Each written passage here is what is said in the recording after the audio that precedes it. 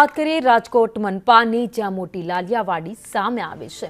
નિયમન એવે મૂકી મનપાની તિજોરી ખાલી કરી દેવાય છે।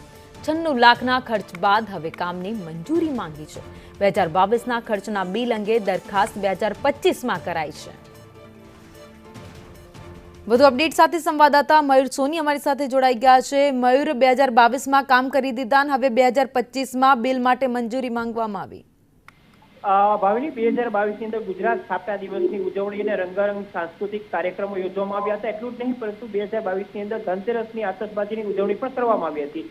આ તમામ બિલો છે તે પેન્ડિંગ રાખવામાં આવ્યા હતા। વખતો વખત તેનો હિસાબ માંગવામાં આવ્યો હતો, પરંતુ હિસાબ મળતો ન હતો। હવે આ પેન્ડિંગ બિલો છે એ 2025ની અંદર સ્ટેન્ડિંગમાં રજૂ કરવામાં આવ્યા છે। 96 લાખથી વધુના બિલો છે, એટલે કહી શકાય કે એક પણ પ્રકારના ટેન્ડર વગર લગભગ 1 કરોડ રૂપિયાનો ખર્ચ કરી નાખ્યો છે। હવે આ માટેની મંજૂરી છે તે સ્ટેન્ડિંગની અંદર માંગવામાં આવી છે। જોવાનું એ રહેશે કે સ્ટેન્ડિંગ કમિટી છે આ બિલને મંજૂર કરે છે કે પછી આ બિલ અંગે તપાસના કોઈ આદેશ આપે છે। આભાર માહિતી માટે।